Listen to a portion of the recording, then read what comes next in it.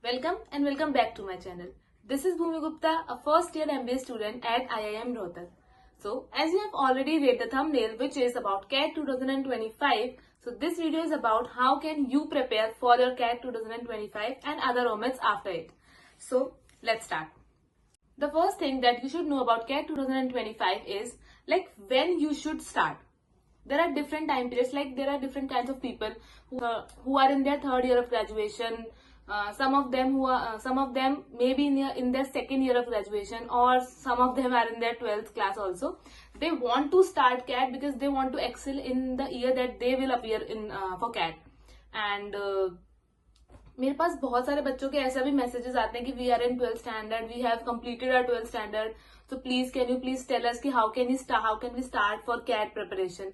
Like they want to prepare for like 3 years for CAT so that they can achieve their goal in the first go. So there are different kinds of people. Also there are people like who have done engineering, who have done medical sciences, who have studied maths, who have not studied maths, are from law background and others also. So there are different advantages or disadvantages of every role that they have studied before.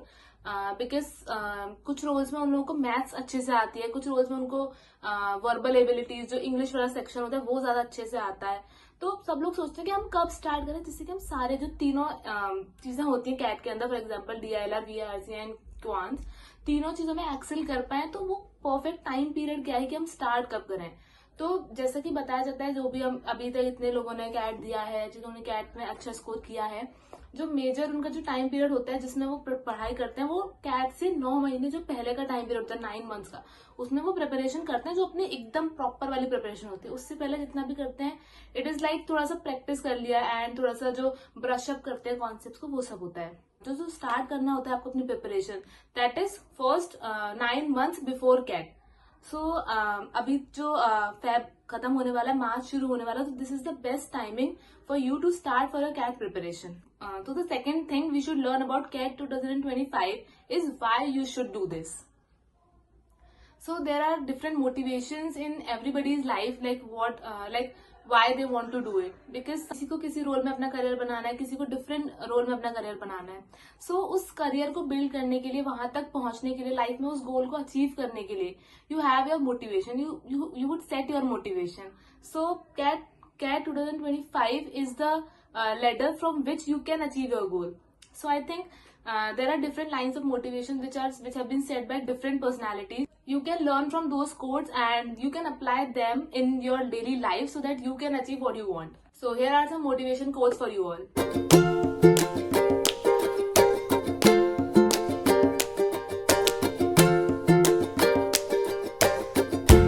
इस बार जो cat की date है वो है 30th नवंबर, जो कि होता है लास्ट संडे ऑफ नवंबर, जो कि इस बार 30th नवंबर को पड़ रहा है.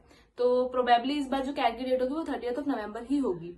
तो जैसा कि आप लोग को पता है कि कैट जो होते हैं वो 3 लाख से प्लस बच्चे जो होते हैं वो अपीयर करते हैं कैट में. पर जो कॉलेजेस होते हैं वो बहुत ज्यादा कम होते हैं, सिलेक्शन 1000 में ही हो पाता है, 10,000 12,000 लोगों का सिलेक्शन हो पाता है. तो इतने बड़े नंबर में से इतना छोटा रेशियो जो फाइंड आउट करने का जो मोटिवेशन है वो आपको इन्हीं कोट से आ सकता है कि अगर आप इनको डेली पढ़ते हो, डेली रीड करते हो, आपकी लाइफ में आपके पास प्रॉपर गोल है कि why do you want to achieve that particular thing that you are working on, तभी आपका जो गोल है वो अचीव हो सकता है. आपका जो एम है वो होना चाहिए 99 परसेंटाइल प्लस का, जो कि आ सकता है सिर्फ 50% स्कोर से. तो यहाँ पे जो बच्चे होते हैं वो कंफ्यूज हो जाते हैं कि 99 परसेंटाइल तो भाई बहुत ज्यादा हो गया, but 99 percentile is not very much. It is just the 50% score of the total score that is given in the CAT exam, because it is percentile, not percentage. तो percentile का मतलब होता है कि you are above these many percentage of students in the exam. You have to score well. You don't have to score the highest, but you have to score above others, not the highest. तो CAT में जैसा कि आपको पता है कि 3 sections होते हैं, VRC, quants and DILR. VRC के अंदर 24 क्वेश्चंस आते हैं, क्वांट्स के अंदर 22 एंड DILR के अंदर 22. पूरा जो एग्जाम होता है वो 2 घंटे का होता है and the duration for each of the section is 40 minutes. आप 40 मिनट एक सेक्शन में दोगे और फिर दूसरा सेक्शन स्विच हो जाएगा, फिर आप 40 मिनट दोगे सेकंड सेक्शन में, फिर थर्ड सेक्शन स्विच हो जाएगा. You don't have to switch the sections between them. You can't even. Basically, the exam starts from VRC and you have to complete VRC first. Then the exam will go to the DLR section and then the quant section. each of 40 minutes. If you have completed before 40 minutes also, you cannot move to the next section. It is the pattern of the exam. So there is a negative marking also of 33% basically. For every correct question you get plus 3 marks, and for every wrong question you get minus 1 marks. Also for the MCQs question this negative marking applies, but for the TTA questions in which you have to type the answer, there is no negative marking. And because of this negative marking बहुत बच्चे ऐसे होते हैं जिनके negative में भी number आते हैं. लाइक वो लोग बोलते हैं कि हमने एग्जाम तो अच्छा किया था यार, बट खराब कैसे हो गया, क्योंकि जो उन्होंने बहुत सारे क्वेश्चंस मार्क किए थे वो गलत भी हो सकते हैं. गलत की वजह से वो इतना ज्यादा गलत हो जाता है कि वो नेगेटिव में स्कोर शो होता है.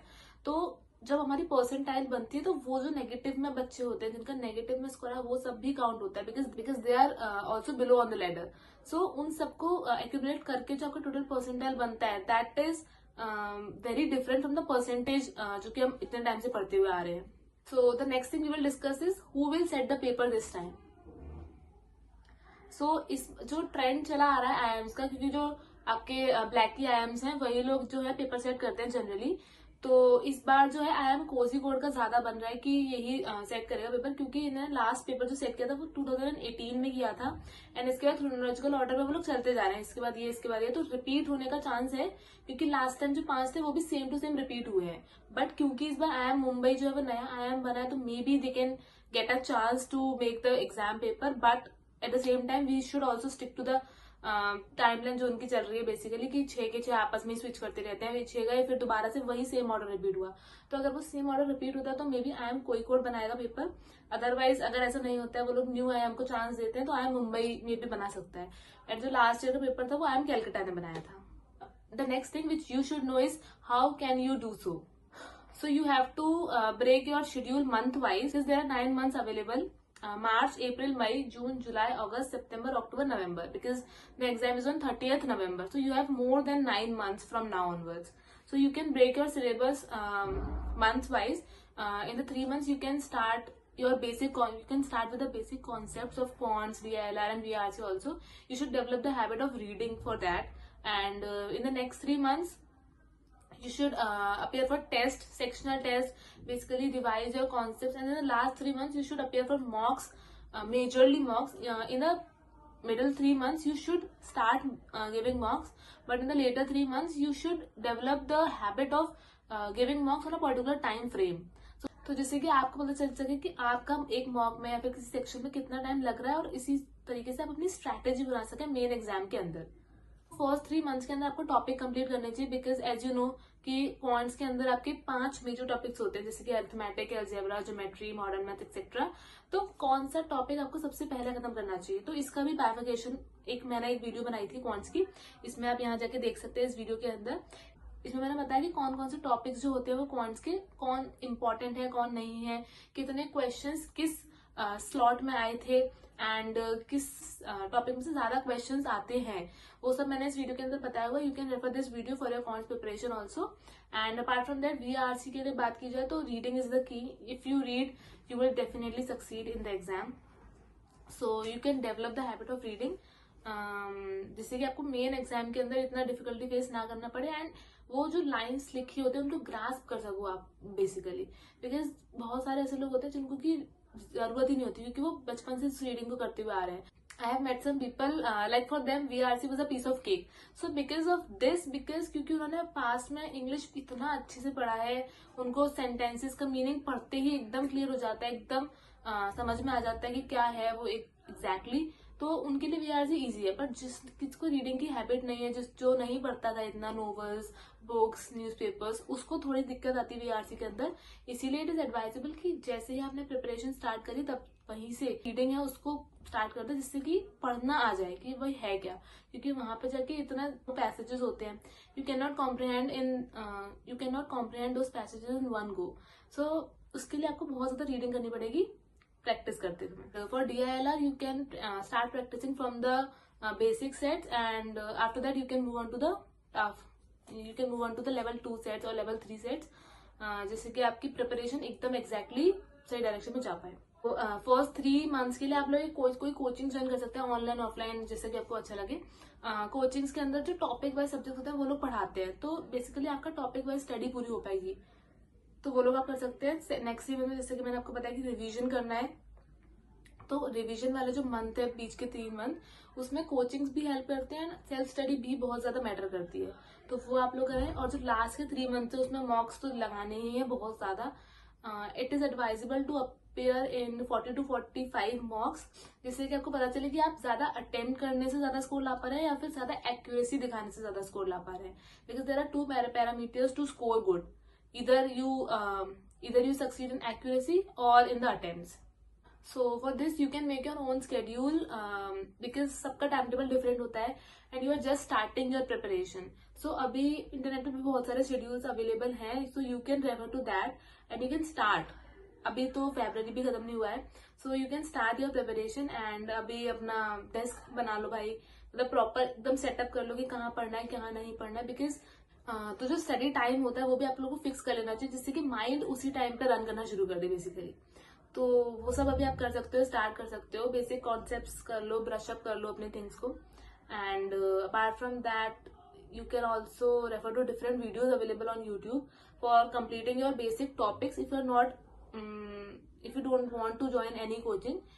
And after that you can refer to online questions that are available or previous year questions for your practice.